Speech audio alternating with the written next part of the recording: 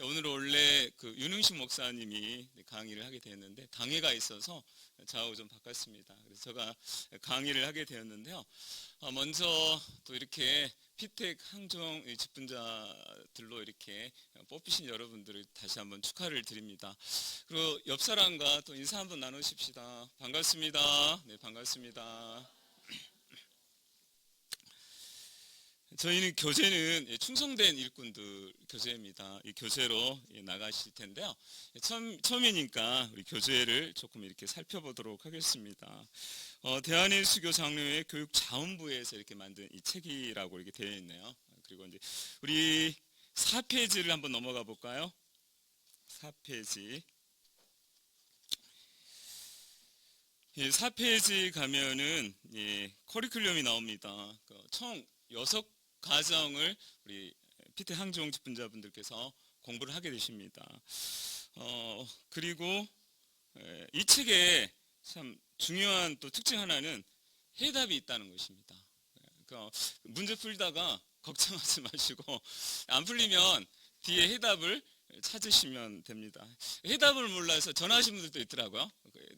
주보 문제 나가다 보면은 또 전화하신 분들이 있는데 이 책은 또 해답이 자세하게 나와 있으니까 보시면 됩니다. 그리고 우리 9페이지를 볼까요? 오늘 공부할 9페이지를 한번 봐볼까요? 8페이지 옆에가 이제 9페이지인데요. 오늘은 이 성서론에 대해서 공부를 하겠습니다. 먼저 성서론을 공부하기 전에 자 그러면 우리 피택 항전 직분자들과 성서론은 무슨 관계가 있을까요? 피택 항전 직분자들께서 하나님의 말씀을 통하여 건강한 교회 공동체를 세우는 충성된 일꾼이 되라는 의미가 있을 것 같습니다. 그리고 성서론을 제일 앞에 둔 이유가 무엇일 것 같습니까? 하나님의 말씀이 교회를 세우는데 가장 중요하다는 사실을 피택 항전 직분자들께서 꼭 알라는 것 아니겠습니까? 그래서 이 과정을 커리큘럼을 만들면서 성서론을 제일 앞에 둔 것은 여러분 교회는 제일 중요한 것이 말씀이지 않습니까? 그래서 우리가 말씀이 그것이 나침판이 되고 또 말씀이 거울이 되고 우리가 잘 살고 있나 똑바로 가고 있나 이 기준이 되는 것이 표준 캐논이 되는 것이 말씀이지 않겠습니까? 별로 이렇게 대답이 없는 거 보니까 그렇죠? 네, 고맙습니다. 네. 그 마틴 로이드 존스는 이런 말을 했습니다. 우리 교회가 하나님의 말씀의 권위를 굳게 믿기를 포기한 순간 교회의 권위와 능력은 잃어버리게 된다라고 했습니다. 그러니까 피택 항종자 직분자 여러분들은 이 성경이 하나님의 말씀이라고 믿습니까? 네, 고맙습니다. 그러면 두 가지 질문에 대해서 대답을 좀 해주십시오. 첫 번째 질문 드리겠습니다.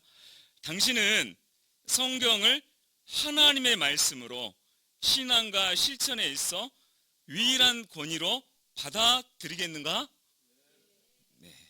두 번째 질문입니다. 당신은 모든 생각을 성경의 다스림을 받기를 원하는가? 네, 이 대답은 조금 또 이렇게 좀 약하셨는데, 네, 고맙습니다. 그러면 이제 성서론을 공부하도록 하겠습니다. 제가 기도하겠습니다. 하나님, 감사합니다. 또 하나님께서 귀하게 세우시고, 또 하나님 사랑하시는 우리 피택 항종 직분자들, 또 같이 하나님의 말씀을 나누게 해주셔서 감사합니다. 이 말씀이 생명이 되고, 이 말씀이 약속이 되고, 이 말씀이 힘이 되고, 이 말씀이 길이 될 수 있도록 성령 하나님 함께하여 주시옵소서. 예수님이 귀하신 이름으로 기도드립니다. 아멘. 우리 찬양을 불렀지만은 또 200장 우리 한번 찬양 한 장 더 부를까요? 200장 찬양입니다.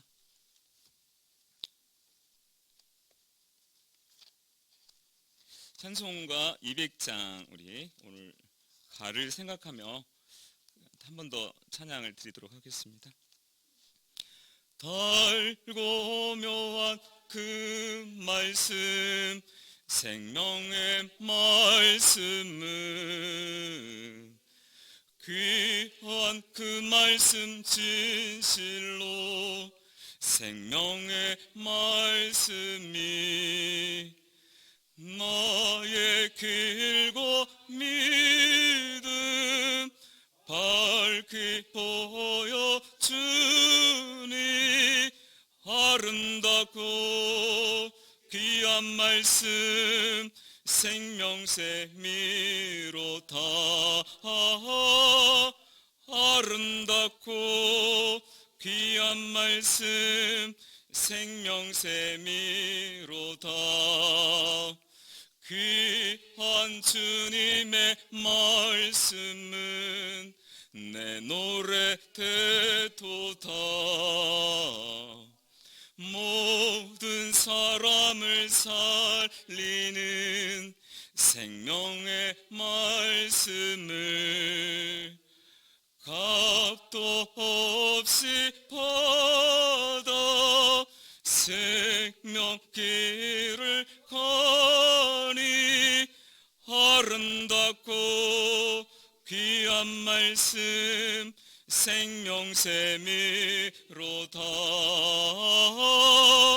아름답고 귀한 말씀 생명샘이로다. 널리 울리어 퍼지는 생명의 말씀은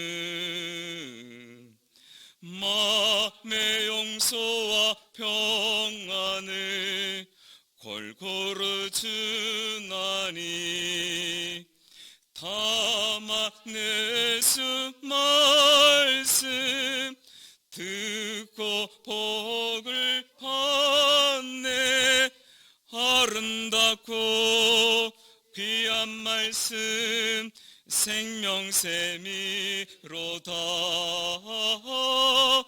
아름답고 귀한 말씀 생명샘이로다.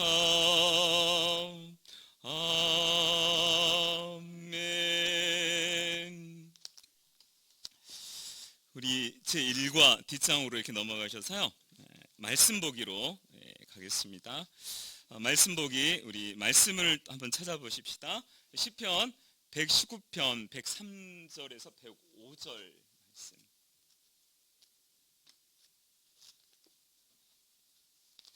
시편 119편으로 가십시다. 자, 119편 103절 말씀 우리 같이 읽어보도록 하시겠습니다. 주의 말씀의 맛이 내게 어찌 그래 단지요 내 입의 꿀보다 더 단이다. 아멘. 자, 1번 문제입니다. 주의 말씀의 맛이 내게 어떻게 느껴지는가? 이 시편 기자는 어떻다라고 이야기했습니까? 내 입의 꿀보다 달다. 그러니까 이제 이 하나님 말씀이 이 땅에 얻을 수 있는 어떤 것보다도 더 만족과 기쁨을 준다. 우리 영혼에 기쁨을 준다라고 말하고 있는 거죠. 자, 2번 우리 읽기 전에 우리 또 말씀 또 살펴보도록 하겠습니다. 우리 104절 말씀 우리 같이 읽도록 하겠습니다. 주의 법도들로 말미암아 내게 명철하게 되었으므로 모든 거짓 행위를 미워하나이다. 2번 문제, 주의 법도가 나를 어떤 과정과 결과로 이끄는가? 어떤 과정과 결과로 이끄시죠? 예. 다 이렇게 미리 다 공부를 하고 오셨군요. 자, 여기서 주의 법도로 내가 명철하게 되었다. 이 명철은 인생의 본질적인 문제를 파악하는 이 통찰력이 성경을 통해서 이렇게 갖게 되는 겁니다. 이렇게 명철하다는 것은 인생의 본질적인 문제를 파악하는 이 통찰력을 갖게 됐다는 거고, 하나님 앞에 올바로 살아갈 수 있는 능력을 얻게 되었다라는 것이 명철입니다. 자, 그러면 3번 또 보시기 전에 우리 말씀, 우리 105절 말씀 같이 읽겠습니다. 주의 말씀은 내 발의 등이요 내 길의 빛이니이다. 아멘. 주의 말씀은 나와 어떤 관계가 있는가? 답은 뭐죠? 네, 맞습니다. 이 말씀이 길이 되고 말씀이 내 길에 빛이 된다. 저는 이 말씀이요 너무 좋아서 저 아들을 저희 둘째 아들을 도인이라고 이름을 지었습니다. 이게 이제 하나님 말씀이 너 가는 길이 길이 되어라. 길 도자를 해서 하나님 말씀이 너 가는 곳에 햇빛이 되어라. 그래서 햇빛 윤자 해가지고 도인이라고 이름을 제가 지었습니다. 그런 건 근데 잘 살고 있는 것 같더라고요. 그래서 이제 자 우리 강의 듣기 이제 우리 보겠는데요. 제가 이제 책에 나온 거 말고 조금 이렇게 설명을 약간 좀 드릴게요. 우리가 구약, 신약 이렇게 이제 이런 말을 하죠. 근데 이 구약이라는 이 단어, 신약이라는 단어가 어디서부터 이렇게 나왔는지 이제 성경에서 이렇게 나왔어요. 근데 이 구약이라는 이름은 예레미야 31장 31절에 보시면 한번 펴보실래요? 성경 가져오신 분들. 예레미야 31장 31절.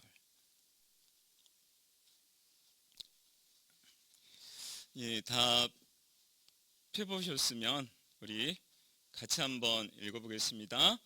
여호와의 말씀이니라. 보라, 날이 이르니니 내가 이스라엘 집과 유다 집에 새 언약을 맺으리니. 아멘. 이 말씀 중에 이 새 언약이 나오죠. 이것이 두 글자로 하면 신약입니다. 이제 신약인데 예수님 이후의 말씀을 새 언약, 신약이라고 먼저 이름을 딱 정했어요. 그러니까 이제 예수님 이전의 말씀을 옛 언약 그리고 구약이라는 이름을 지었어요. 그래서 이제 신약과 구약 이렇게 해서 성경의 이름이 이렇게 나오게 됐는데요. 구약은 올드 테스트먼트, 신약은 뉴 테스트먼트. 그러니까 하나님의 계시의 책, 약속의 책 이런 뜻을 가지고 있습니다.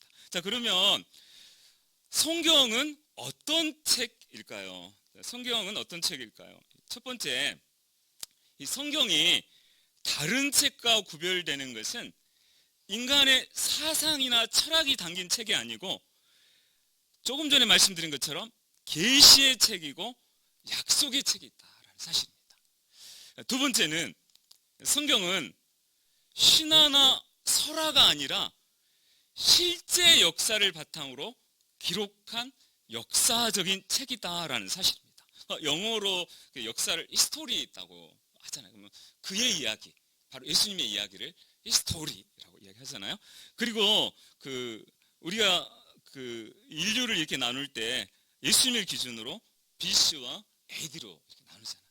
Before Christ, 아노 도미미 이런 식으로 이렇게 이제 예수님을 기준으로 이렇게 나누는데요. 예를 들면 지금 여러분이 1965년생이라면 예수님이 오시고 1965년이 지났다라는 거죠. 우리는 이런 연도의 출생을 자랑스러운 연도의 출생을 가지고 있습니다. 그러니까 예수님을 기준으로 로마가 이렇게 딱 나눴어요. 예수님이 이전 시대와 이후 시대로 이렇게 나누었습니다.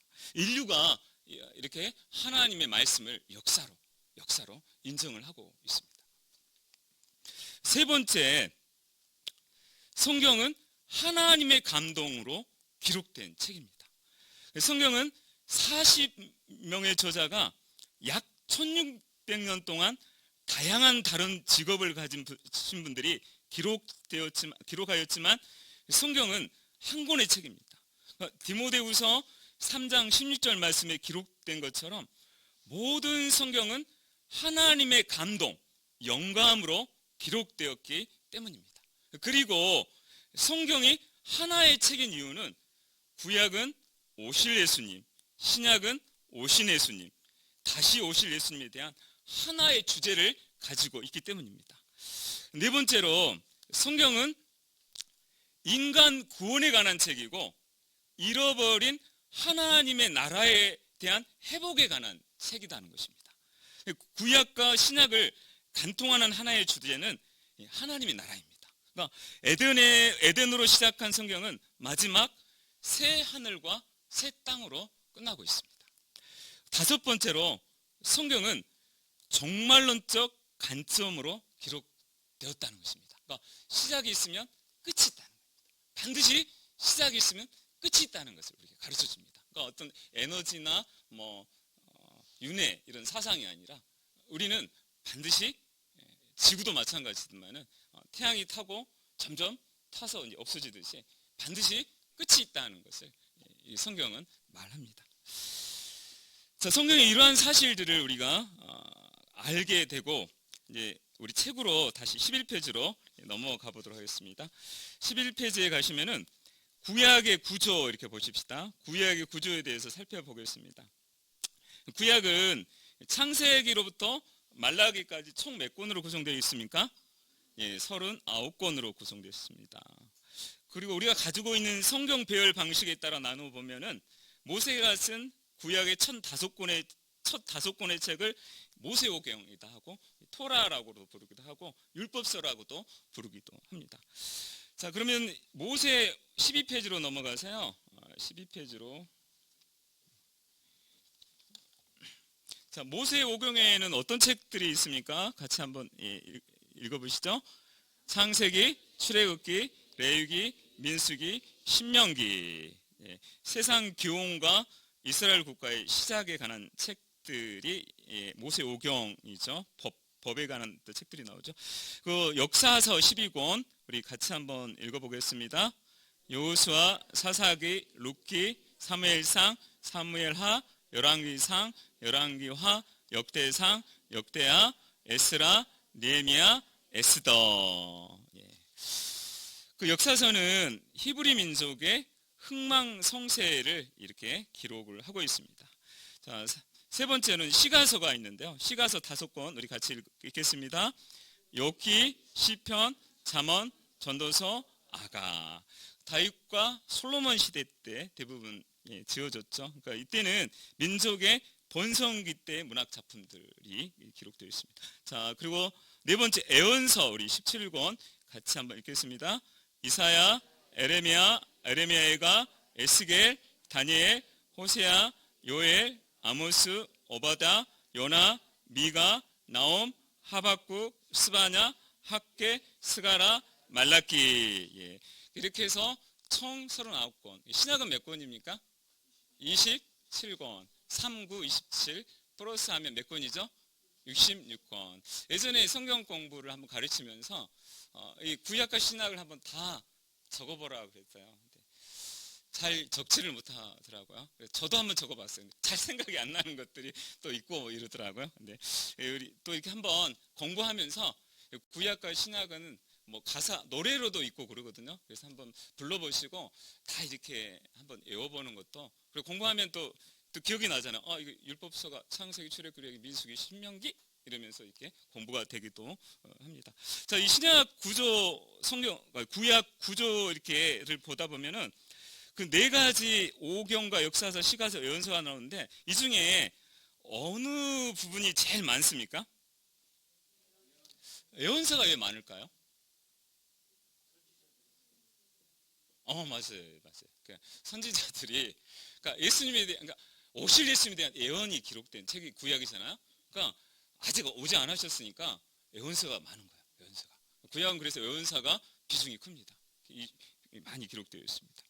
자, 구약의 언어 이렇게 보실까요? 구약의 언어는 대부분 고대 이스라엘 사람들이 사용하는 히브리어로 되어 있고 일부는 아람어로 기록되어 있습니다.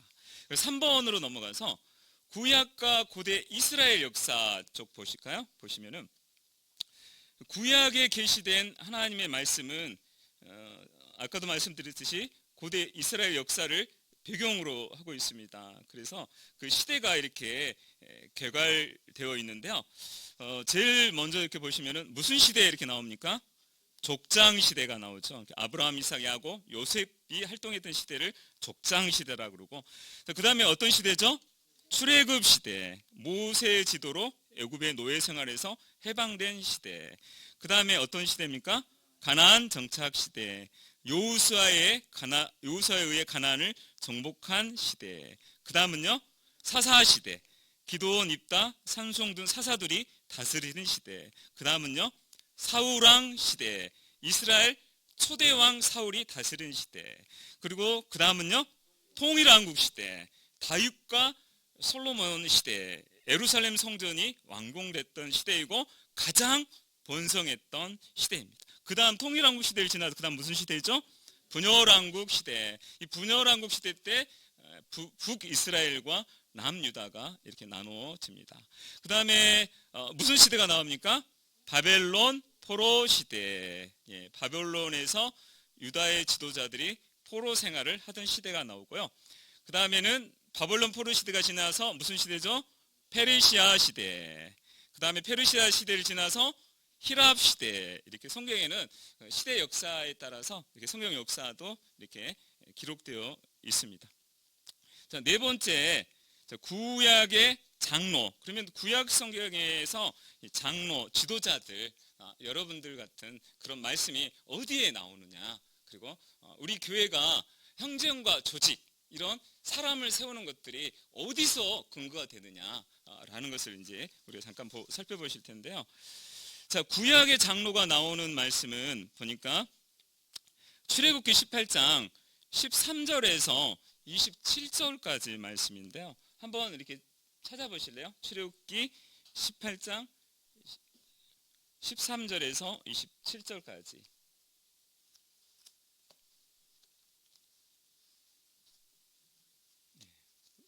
출애굽기 18장 찾으셨죠? 그 내용을 제가 한번 조금 설명을 좀 해드릴게요.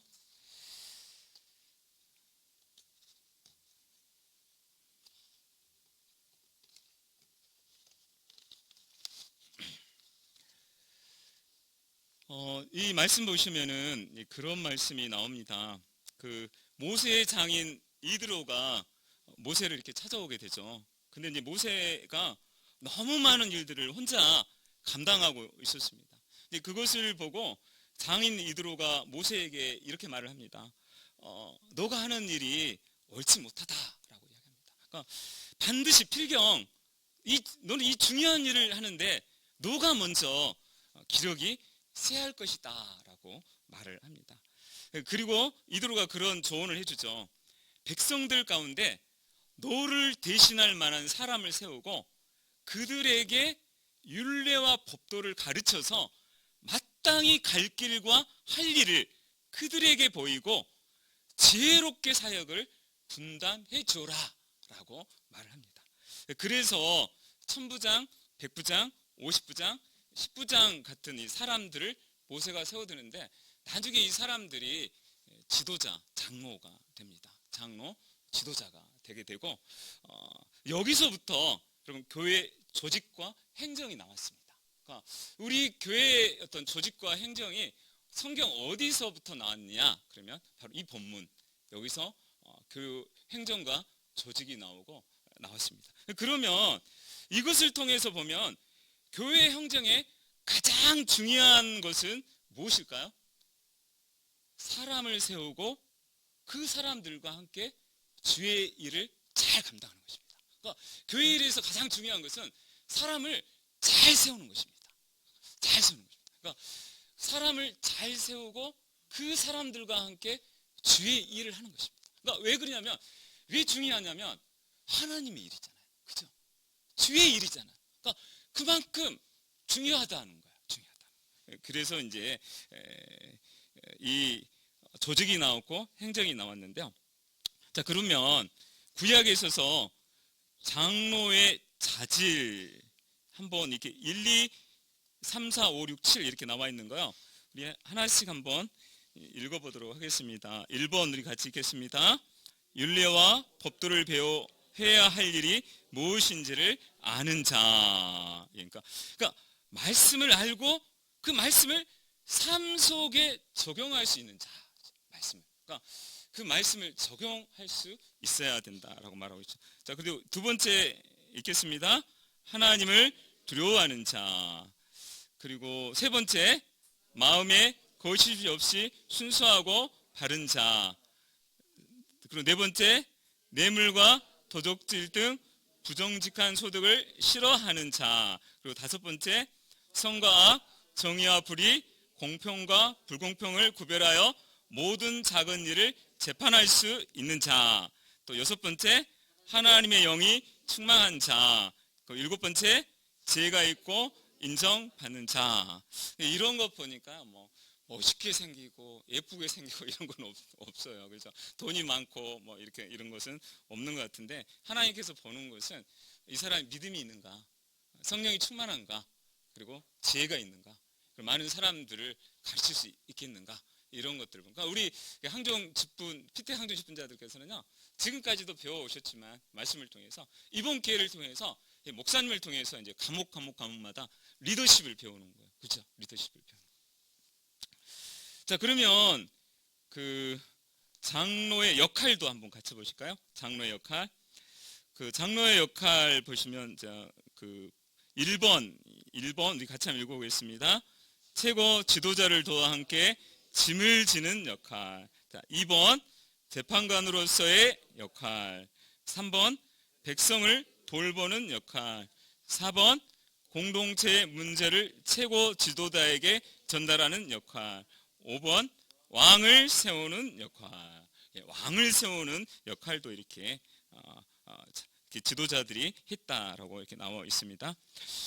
그리고 이제 장로의 책임, 이렇게 우리 한번 볼까요? 장로의 책임.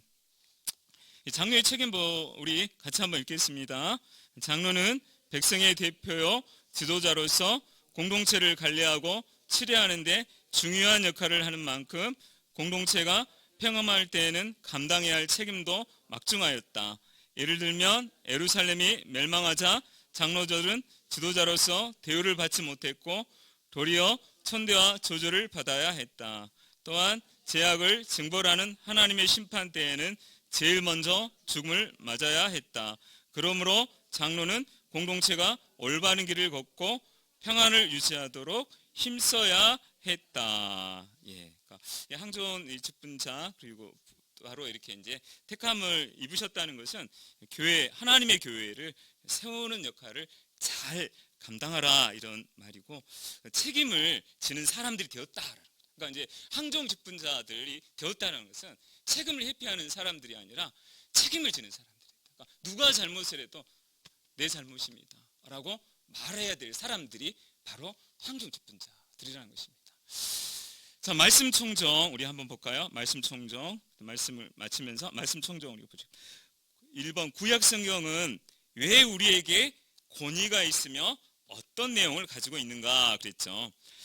구약은 신약과 함께 하나님의 말씀이고, 구약은 예수님과 사도들이 사용했던 성경이고, 신약에서 하나님의 말씀으로 인용되었고, 초대교회도 구약을 성경으로 인정을 했습니다. 그래서 구약은 하나님의 말씀에 권위를 가지고 있다라고 보시면 될 것 같고요. 자, 2번 구약 성경이 항종직에게 어떤 깨달음을 주는지 서로 이야기해 봅시다 그러는데, 서로 이야기해 볼 시간은 없고 한번 한 가지라도 적어 보십시오. 한 가지라도 그 항종직 아까 우리 공부했잖아요. 그거를 생각하면서 내가 이제 항종직이 되는데 어떠한 깨달음을 주었는지 한번 적어 보시고요.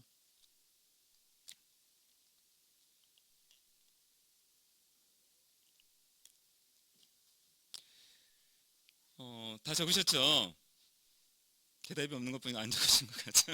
적고 적으십시오. 적으시고. 제가 또 물어볼 수도 있어요. 또 제가 아는 회장님은 또 물어볼 수도 있어요.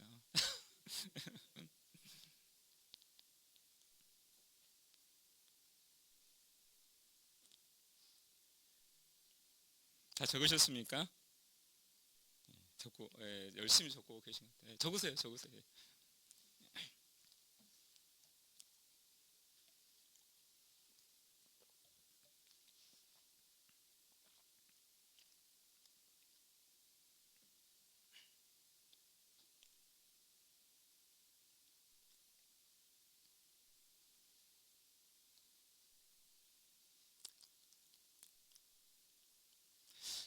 나머지는 집에서 한번 더 적어 보십시오.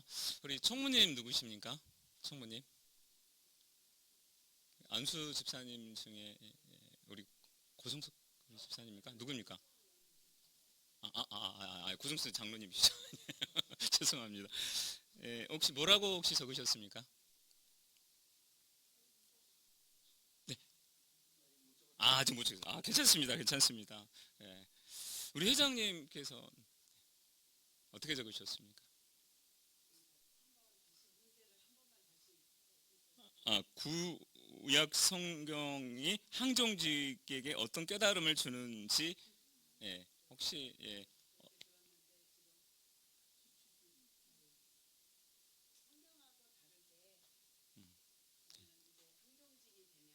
예, 예, 예. 아, 그렇죠. 예, 예. 예,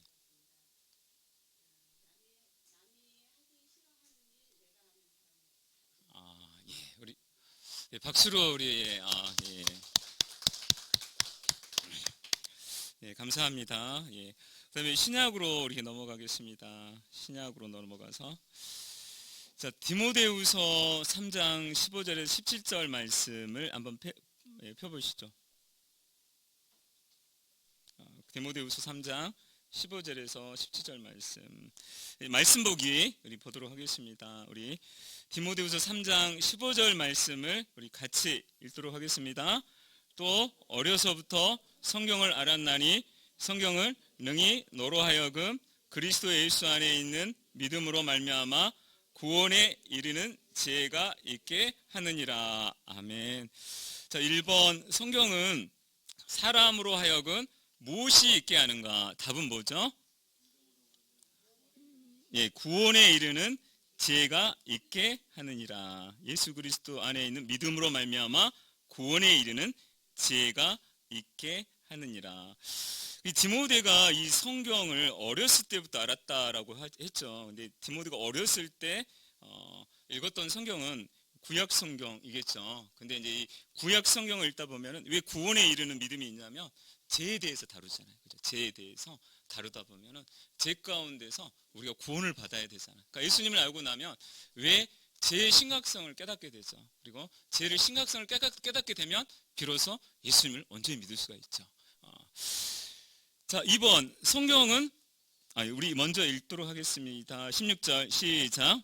모든 성경은 하나님의 감동으로 된 것으로 교훈과 책망과 바르게 함과 의로 교육하기에 유익하니. 이번 성경은 무엇으로 되어 있어 무엇에 유익한가 그랬죠. 무엇으로 되어 있죠? 하나님의 감동으로. 그리고 무엇에 유익합니까?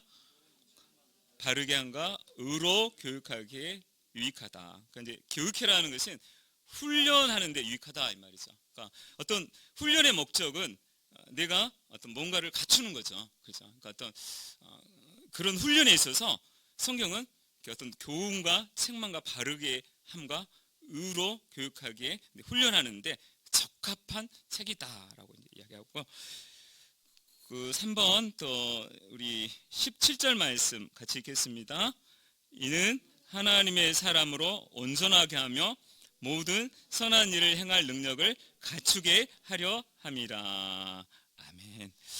그 3번 문제, 성경과 이것의 교육 과정은 무엇으로 온전하게 하는 것인가? 하나님의 사람으로 온전하게 하며 모든 선한 일을 행할 능력을 갖추게 한다. 그러니까 온전하게 한다는 말은 적합하게 한다는 거죠. 적합하게. 우리가 어떻게 완전하게 온전할 수가 있겠습니까? 그러니까 그 일을 할 수 있는 적합한 사람으로 선한 일을 행할 능력을 갖추게 한다라는 말이 되겠죠. 자, 신약 성경은 어떻게 쓰여졌을까요? 우리 신약 성경은 원래 사실은 신약 성경은 헤람적인 성격을 띠고 있었습니다. 그러니까 이걸 처음부터 다 기록한 건 아니었어요. 누가복음 보면은 그 사실에 대해서 나오는데요. 오늘 이제 성경에도 기록되어져 있더라요. 이때요 보니까요. 19페이지 보니까 보면은 신약 성경은 이렇게 시작되는 부분 찾으셨습니까 혹시? 네, 우리 같이 한번 읽어보도록 하겠습니다. 신약 성경은 당시의 교회의 특정한 필요를 채우기 위해 특정한 상황에서 쓰여진 27권의 책이다. 시대가 지남에 따라 예수님의 생애를 아는 역사적 사건의 목격자들이 죽어 사라지기 시작하므로 교회는 예수님의 가르침을 기록해야 할 필요를 깨달았다. 그리고 교회가 널리 퍼져나가자 하나의 교회를 유지하기 위해 새로운 교회의 회중과 교제하고 이끌어갈 필요가 있었다. 이러한 필요에 의해서 많은 문서들이 쓰여졌는데 이 중에서 교회의 참된 신앙을 표현하는 27권의 책들이 성정되어 오늘날 우리가 보고 있는 신약 성경, 즉 정경이 되었다. 그냥 정경으로 들어오는 것이 아니라 외경도 있었죠. 근데 이제 구약 성경 같은 경우는 정경이 된 것은 39권으로 이렇게 정경이 된 것은 AD 90년 냠니아 종교회의를 통해서 정경으로 됐고요. 신약 성경이 정경화된 것은 27권이 정경화된 것은 AD 397년 카르타고 회의에서 정경이 이렇게 되었습니다. 자, 신약의 구조를 한번 보실까요? 신약의 구조. 신약의 구조. 신약은 마태복음에서 요한계시록까지 총 몇 권으로 되어 있습니까?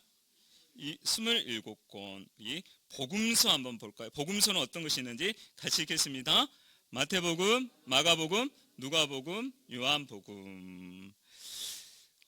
마태복음, 마가복음, 누가복음, 요한복음, 사복음서라 이렇게 하는데요. 여기에는 예수님의 생애와 사역이 이렇게 기록되어져 있습니다. 자, 두 번째 역사서는 같이 한 권이죠. 같이 읽겠습니다. 사도행전. 사도행전에는 성령을 통한 복음이 확장되는 것이 기록되어 있습니다. 그리고 이 서신서가 21권인데요. 우리 같이 한번 읽겠습니다. 로마서, 고린도전서, 고린도후서, 갈라디아서, 에베소서, 빌립보서, 골로새서, 데살로니가전서, 데살로니가후서, 디모데전서, 디모데후서, 디도서, 빌레몬서, 히브리서, 야고보서, 베드로전서, 베드로후서, 요한일서, 요한이서, 요한3서, 유다서. 그래서 21권이죠. 자, 그리고 네 번째 예언서 한 권입니다. 어떤 거죠? 요한계시록. 이 네 가지 구조 중에 그 신약에서 제일 많은 비중을 차지하고 있는 것이 뭘까요? 서신서. 왜 서신서가 제일 많이 비중을 차지하고 있을까요? 예수님 오셨다는 거예요. 예수님 오셨다고 편지한 거예요. 오셨다. 잘 믿어야 된다. 교회들아 똑바로 살아야 된다. 하나님 말씀을 잘 지켜야 된다. 그러니까 서신서가 제일 비중이 많습니다. 바울 서신서도 있죠. 자, 신학의 문학적 성격 우리 이번 같이 보시면요. 복음서 4권, 4권과 사도행전은 그 이야기 형식으로 이렇게 소술되어 있습니다. 서신서들은 편지 형식을 띠고 있고 요한계시록은 상징적인 행식을 취하고 있습니다. 요한계시록은 문자 그대로 이렇게 봐서는 안 되죠.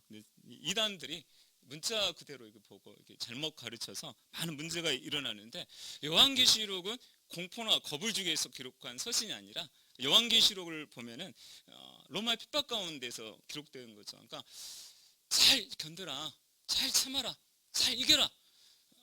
하나님께서 너희와 함께 하신다. 이 말씀이 위로와 격려를 주기 위한 말씀이 요한계시록이다 보시면 됩니다.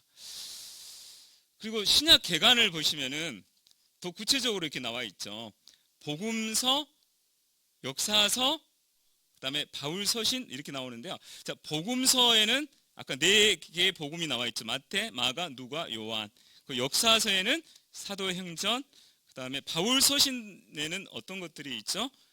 로마서, 고린도 전후서, 갈라디아서, 에베소서, 빌립보서, 골로새서, 데살로니가 전서, 후서, 디모데 전서, 디모데 후서, 디도서, 빌레몬서가 있습니다. 그리고 히브리서와 공동서신에는 어떤 것들이 있죠? 히브리서, 야고보서, 베드로 전서, 베드로 후서, 요한일서, 요한이서, 요한3서, 유다서. 그리고 자, 예언서에는요 요한계시록 이렇게 되어 있습니다. 자, 4번 4번 신약의 장로 이렇게 보시겠습니다. 신약의 장로, 신약은 지도자들을 어떻게 뽑았는지 한번 보시면요. 24페이지에 초대 예루살렘 교회의 장로들로는 보이시죠? 제가 읽어볼게요. 한번 따라와 보십시오. 초대 예루살렘 교회의 장로들로는 예수님의 형제 야고보와 사도들도 포함되어 있었다. 이방인들에게 복음을 전파한 바울은 각 교회에서 장로들을 택하여 금식 기도하며 그들이 믿는 주께 그들을 위탁하였다. 신약 성경에서 장로들은 인격적이고 도덕적인 성품에 근거하여 선택받으며 그리스도인다운 삶의 방식을 통해 사회와 사람들을 섬겼다. 또 이들은 가르침과 교회 일을 주관하는 목회 사역을 했다. 그들은 구제를 관리하며 병자를 돌보았고 권면하고 책망하며 안수하고 복음의 오해를 교정하는 임무도 맡았다. 장로들은 이러한 일을 담당할 때 눈물로 기도해야 했으며 주의 말씀으로 세움을 입어야 했다.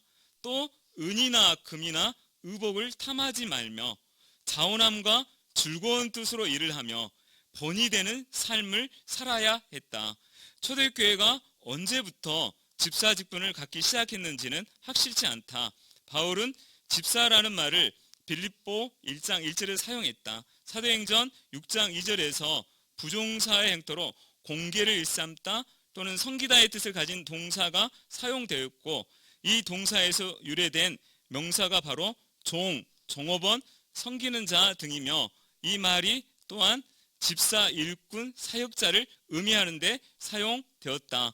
사도행전 6장에 나타난 집사들은 성령이 충만한 사람, 지혜가 충만한 사람으로 칭찬을 듣는 사람이었다.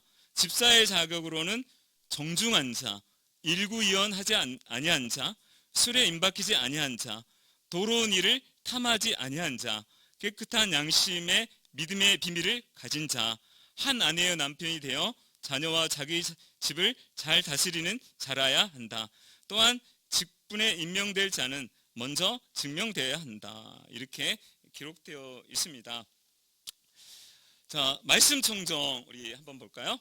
신약 성경은 왜 우리에게 권위가 있으며 어떤 내용을 가지고 있는가 그랬죠.